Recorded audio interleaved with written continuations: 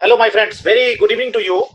Today, we are going to discuss on a topic called entrepreneurship, and we will discuss this topic, for our language business.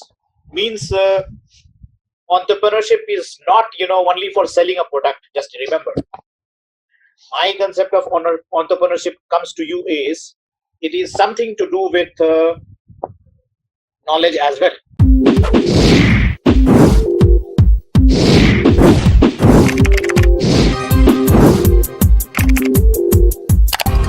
When we have this Make in India program or Modi ji's now mission to go local, go global, etc. Think if we think from that perspective, especially when we are talking about language entrepreneurship, there is a big, this is what I have been formulating and this is what I have been advocating for a long period of time, and I will again come back to the same point that who are the facilitators of global communication? Language people. And there is a concept called translating ideas, translating culture, translating thoughts. What are these? These are all form of translation, right? Some translation that we are popularly using the term for translation, that concept is called translating thoughts from one language to another using your pen, using words, text. But if you translate an idea into action, what is it? It is entrepreneurship. So there is a big similarity between what we translate, the profession of a translator. We are what? We are creators. Translators are in a way, entrepreneurs, because you translate thoughts into written form, and from there these thoughts are put into action. There is a person, a philosopher, a very well known economist and philosopher. His name is Bruno Latour, and he has given ANT theory. This is called action network theory. If you get time, Google about Bruno Latour and try to read about action network theory. He talks, about a variety of activities going on in current world. And in that activity, when we produce anything, either through knowledge or through, product or something of that sort, or we manufacture something. Either we manufacture material or we manufacture ideas, creativity. So translator comes under idea thing and creativity thing. But Bruno Latour tells us that, action network theory, this is what he's promoted, that, now we cannot isolate a human action from machine's action. Means if you are doing any idea, if you are, translating any idea into action, there are two types of people involved. One is human resources and another is machine resources. When we talk of machine, it can be, industrial machine, it can be computer, it can be, artificial intelligence also. So if we are producing any activity, we must, it is a compulsion, hardly a few of them are left out where we don't use machine. So if we isolate machine from human action and then understand entrepreneurship or any activity, I guess it will be incomplete, or it will be a sort of faulty interpretation or assessment. So using machines, when anybody is producing any action for some activity, in order to translate ideas into action, this is what is called action network theory. So what happens when you have any idea and you plan to do activities? All these things which are there already, they communicate between each other. They do develop coordination, and they start working towards achieving, ideas into translating those ideas into action for desired results. So similarly, if we try and think entrepreneurship among linguists and translators, what are we doing? We are translating documents And through what? We are using machine. So you as a translator, you exist at one point. Machine is already there. You have been given some idea and you have to do action. When you have a project, all these these points sync and they start translating ideas into action. And this is what is again, entrepreneurship. If we look at entrepreneurship from traditional, way, we have, a concept, and that is telling us, since ages, that you take risk and you take reward. But do you really feel that it is only risk-taking capability? There are lots of people, who keep on taking risk, but they don't get any results. In fact, in reality, if you go by passion, if you go by, experience of people, there are thousands of a startup that comes up on a daily basis. But even in US or in India, the position is very low. Hardly out of thousands of startups that come up, 5 to 10% are able to sustain for 2 to 3 years. Only 1 to 2% sustain for a longer period of time. So that means this 95% or 98%, of these entrepreneurship activities, they come and go. People fail. Can you imagine? So if only it was risk, people take risk. They have taken reward also. But in reward, what they get? Failure. So in order to have a successful entrepreneurship career, we have to plan it in a way that we do not incur losses. Imagine you as a translator, or we as a translator or a linguist. We are not aware when tomorrow or day after tomorrow we are going to get a project or not. So we say we are not able to know whether tomorrow we will have income for our bread or butter. Tomorrow whether our family will sustain from the business that we are doing or not. But still you will find thousands of translators, linguists exist, and they continue to take risk. But only risk is not there. It is also the knowledge. It is also the experience. It is also the ability to produce that knowledge and experience and translate it into business and generate employment for your own self and for others.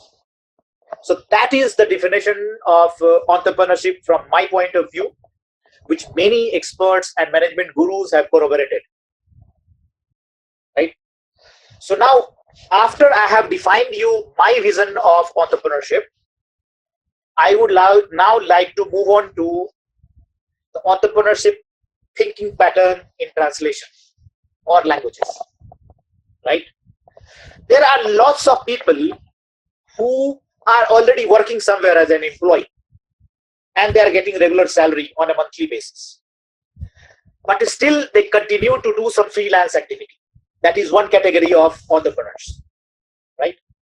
There are some who do part-time job and they get fixed, they get some salary, and at the same time, out of passion, they add more value to their whatever they have learned and keep on doing activities and earn for the betterment of their family and their own self.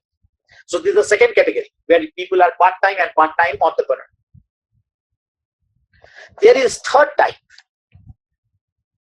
that is called freelancers. So there are lots of individuals who are freelancers, but they don't prefer to call themselves entrepreneurs. They call themselves professionals. So what they do, they sit at home, they have developed some rapport and relationship with some variety of companies, and they prefer to apply their skills for a specialized set of activity, and whatever they are paid, they consider it as a professional fee and they are happy with that. Right? Now the fourth category is there can be a freelancer and there can be a entrepreneur. An entrepreneur, like language persons, are those people who believe that they are not working as a freelancer, but it is their full-time job. So what they do, they develop their own website, they have their own entrepreneurship, a small one, agency kind. They have a brand name which they use. Premji and others are planning to set up their own business. They will be not now professionals, they will be now entrepreneurs. We call them as small entrepreneurs. One man enterprise or one woman enterprise can also be entrepreneurship. So what they have made up their mind that it is not only their skill which they will sell, but they will also hire people if needed. And if they start hiring people, it is no more only professional activity. It comes under the category of entrepreneurship. So this is another category. And a much little bigger category comes where you have a private limited company, you have a team, 3-4 people working for you, and it is not only your specialized language in which you are working, you also work for other languages, although your team may not have in-house, you may not have in-house team for that. So slowly you have developed a bigger risk taking capabilities and covering those risks, and you engage in hiring more number of people, more areas of activities, and if chance comes, you scale it up to a bigger height, from one man enterprise to 5 to 10, 20, 100, 500 and thousands. So they are called small, and then a small, medium and large enterprises. Such kind of large enterprises or small medium enterprises are less in number.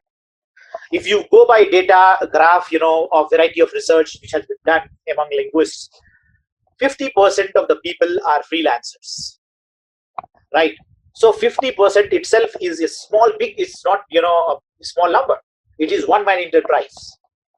So this is language entrepreneurship profile, I will say. Now let's come to sustaining this entrepreneurship, how long we can sustain and how we can continuously sustain it. I have met variety of entrepreneurs while trying to do my PhD research in University of Ottawa, and at that phase of time I have interacted with people, made some surveys and interviews. So I met variety of people, and out of that I will talk about 4 people, 4 kinds. I first interacted with a student. So a student, when they are studying a language, they are very naive, and they are more focused on academic pursuits, and whatever their professors or teachers say, they believe in that. So many students I noticed were interacting with some professors who were consultants, part-time consultants I talked to you about. So those kind of professors have been able to install, I will say, a high level of confidence and pride in their students by inspiring them to take challenges. So inspiration helps you structure your mind, takes you to variety of such people who are already risk takers, and you make friendship with them. Your mindset slowly get a structure. So such kind of students, later on, may convert themselves into entrepreneurs. But there are a good number of students who are being taught by those teachers and professors who are purely into academics, and they do not think beyond literature or philosophy. I'm not saying that they are doing wrong. It is their formation, I will say, or training that tells them to do it. But if we look at jobs perspective or integrating with technology perspective, it becomes a problematic zone. Purely literature is very good if it is sponsored by a corporate house or a government body. Nowadays, most of the government bodies or even corporate bodies are less focusing on sponsoring literary works or literary translations, because every government in a way has its own constraints, they have own challenges, and when they are cutting the costs, the first thing that they do is cut these small soft skill development, which we call, and they focus more on aggressive economic development, building infrastructure, building investment in variety of large industry kind. And soft people, intellectuals, if they don't get patronage, they find nothing, and they remain a kind of average person, always trying to get better and better. So if you are not sponsored, you are gone. So if you at the college level or university level are not getting proper motivation or proper training, later on you may find yourself directionless. So my always suggestion has been to look out for something new, take up more challenging points, especially when you are a student, because at that phase of time it is the point when you have learning. So you develop your learning skills in the domain that you are studying, but at the same time you must link it with employment, funds. If you have funds, you will be able to do experiments later on also. So risk taking capability starts developing many times from the childhood, at times in the colleges, at times in the family, at times among friends, or at times among classroom, like this, or in a business school or a college. So that particular thing, is something which must be taken care. So now I have talked to a student. She didn't tell me that she had any option about entrepreneurship. She was totally directionless. She said, it is risk taking, but I'm not find myself motivated enough, and nor I'm interested in that, because I have my own agenda of doing a foreign language, and that the agenda is to become a literary translator. Okay, I met another student who had some vague idea about IT, using IT resources now, because the startup thing has nothing. When you have a knowledge, it costs almost zero to initiate any business. You are a translator, you have a knowledge, you have a computer skill, you have an email which is free, you have a telephone line which is mobile phone, which is also very less costly nowadays. Geo and variety of other service providers have slashed the cost. So the entry point for any business, starting a business, and even for opening an account, you could need around 5,000 rupees. At times, if you go to a government bank, perhaps in 1,000 rupees, you will start an account. So let's say with 3,000, 5,000 rupees, you can initiate a business. Can you imagine how anybody with little bit of risk-taking capability can enter into language and translation business? But the problem is they are not motivated enough. So most of the people look for assignments, look for employment, and I'm not saying it is bad, but if you get an opportunity at an earlier stage, why not give it a try and become an entrepreneur from the day one itself? So that is the point. So I interacted with that person, and that person also told me about this. Then I interacted with an agency owner, right? Successful one. She told me that when she had come to Canada, she was having some language skills, but she had faced challenges because her English was not as pure as the Canadian English. So she had to face lots of problems while trying to integrate into the British or Canadian English system, right? So what was the way out? So she was trying to explore, and then she landed up opening an agency and hired some people who were Canadians, who could do good proofreading in English, in Canadian English or even Canadian French. And luckily, Canada has lots of sponsored translation projects, because every department must translate into at least 2 languages, and that is French and English, right? And they have a translation bureau of Canada which takes care of all this. So she told me that she wanted to remain a translator, but out of compulsion, she entered into this business, and luckily she was doing good. Then I talked to someone who was also a director of a research center for promoting translation technology. He also explained me, that translation technology is being deployed at various levels in the government.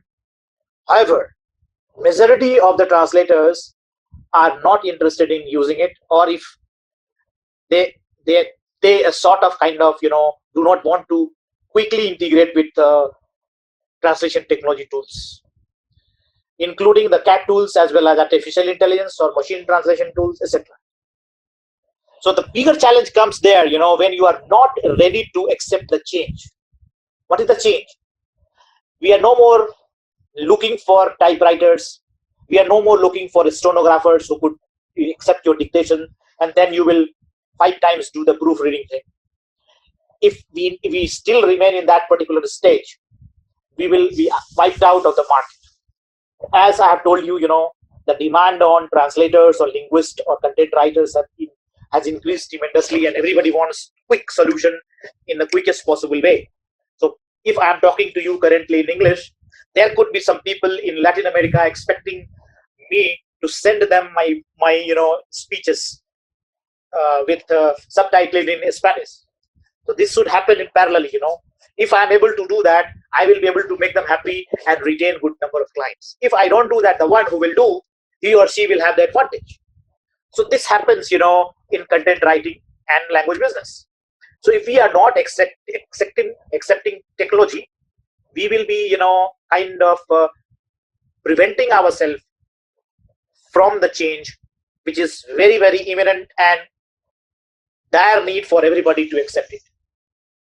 So I had told you, if you recall, we must learn to accept, to make use of applications, app, we say tools, we say CAT tools, memory tools, artificial intelligence tools, etc. And there again comes the action network theory of Bruno Latour, which I have just talked about. So machine, you can't escape. And a smarter machine and a smarter human resource make a deadly combination. There your entrepreneurship will thrive. There are a variety of, I will say, open source platforms nowadays, which is very, very easily available at a very low cost. So if we start using open source platform to our advantage as a translator or as an entrepreneur, and make use of information technology tools, including, the technology currently which I am using, it's not very costly, but can you imagine this kind of thing happening 20 years back, which was not possible, it was very costly affair, video conferencing. It was a big deal, People used to say there is a video conferencing facility available in this particular business sector. Can you imagine? Now every Tom, Dick, Harry has a business facility on the palm, on the telephone. So if we are not able to accept that change and apply that into our system, I believe we will be able to, kind of enter into a very problematic zone. So, my friends, IT integration is a must. Also, imagine, I have always been telling people that if we as a translator wanted to have a bigger pie of a cake, which cake? Supply chain.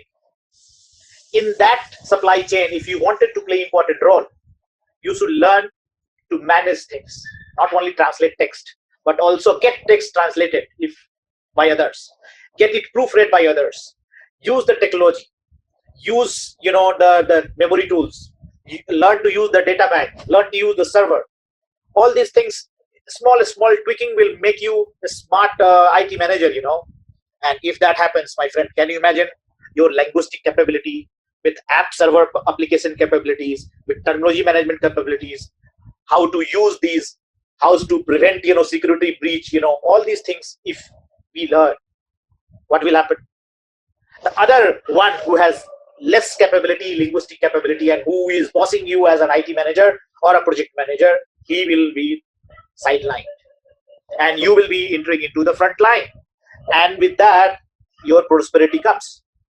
And if you learn all these things by experience and with certain seed money, you will start thinking of, exploring entrepreneurship option and break away from the slavery of a job, which keeps you on top from 9 to 5 or 10 to 6 or 7 or at times 8 o'clock.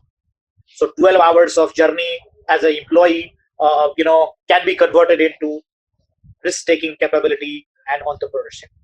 So with this, my friend, today I would like to close this presentation for the day, and in next class we will talk about more with data, whatever I have expressed you, and we will also learn how to set up a translation company, what are the requirements, legal as well as human resource requirement, including chartered accountant requirement, accounting requirements, legal formalities, etc.